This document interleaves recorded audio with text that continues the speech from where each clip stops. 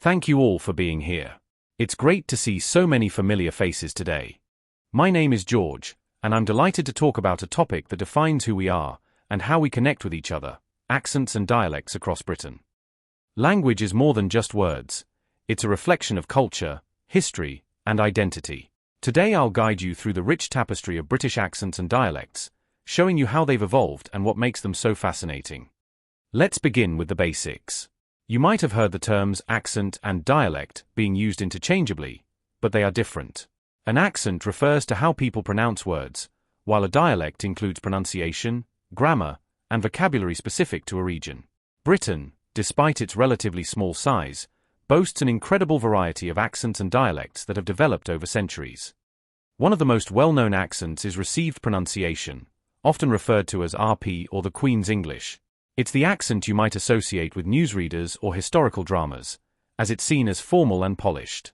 However, only a tiny percentage of people in Britain actually speak RP today, less than 3% in fact. As we move beyond this so-called standard, we uncover a treasure trove of regional accents, each with its own unique charm and character. Take Cockney, for instance, which originates from East London. You might recognize its playful rhyming slang, where apple and pears mean stairs, or its distinct way of dropping the H sound, so house becomes ouse. It's an accent brimming with history and personality. If we head north to Liverpool, we encounter Scouse, an accent shaped by the city's port and its connections to Irish immigrants. It has a distinctive sing-song quality and features unique pronunciations like turning book into book. Travel a little further northeast, and you'll find the Geordie accent, in Newcastle. It's one of Britain's most enduring accents, with phrases like away, come on, and vowel pronunciations that can leave non-locals puzzled. Then there's Yorkshire, where the accent reflects the region's straightforward and warm character. Here, you might hear words like note for nothing and oat for anything, remnants of Old Norse influence from Viking settlers. Moving further afield, we find accents that are distinctly tied to Scotland, Wales, and Northern Ireland. In Scotland, accents vary wildly even within short distances. In Glasgow, you'll hear rolled R's and colloquial terms like we, for small, while Edinburgh's accent is softer and more measured. Across the border in Wales, the Welsh accent is unmistakable with its musical intonation, often influenced by the Welsh language itself. For example, car might sound elongated, as car.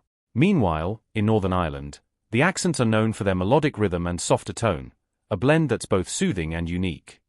So how did these accents and dialects come about? Britain's history holds the answers. Waves of migration, from Romans and Vikings to Normans, brought new languages, influencing pronunciation and vocabulary. Geography played its role too. Mountains, rivers, and other natural barriers often kept communities isolated, allowing distinct dialects to form. Social class also contributed.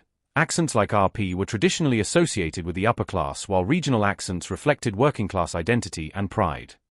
In recent decades, however, Britain's accents have faced new challenges. With increased mobility, urbanization, and exposure to national media, regional accents are blending, a process known as accent leveling. Younger generations, especially in cities, might adopt elements from multiple accents, creating new hybrid forms. For instance, multicultural London English, MLE, has emerged as a vibrant mix of Caribbean, African, and South Asian influences, reflecting the city's diversity. That said, many regional accents remain resilient. Scouse and Geordie, for example, continue to thrive thanks to their strong cultural ties and community pride. Interestingly, despite the blending trends, Britain is still home to over 37 distinct accents, making it one of the most linguistically diverse places in the world. To put that in perspective, you can travel just 30 miles and hear a completely different accent. Now I'd like to share a fun fact before we move to questions.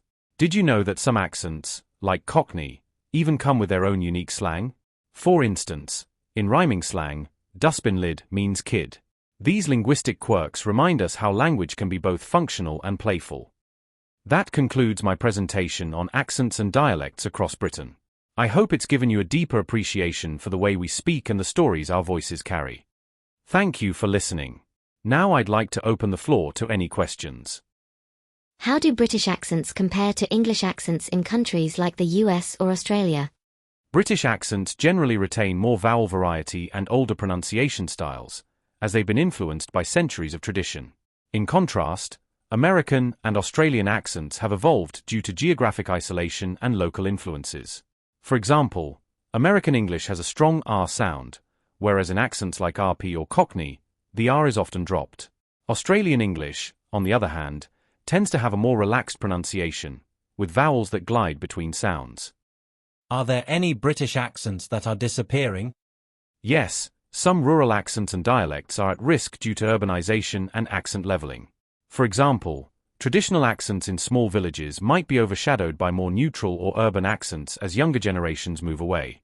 However, efforts by linguists and communities aim to preserve these endangered voices through documentation and celebration. Do people in Britain ever feel judged based on their accents? Unfortunately, yes. Accents can sometimes carry stereotypes. For example, RP is often associated with authority and education, while some regional accents, like Cockney or Scouse, have faced unfair bias. However, attitudes are changing, and there's growing appreciation for the richness and diversity of all accents. What's the most unusual British accent, in your opinion? I'd say the Cornish accent, spoken in Cornwall, stands out because it carries remnants of the Cornish language, which is a Celtic tongue.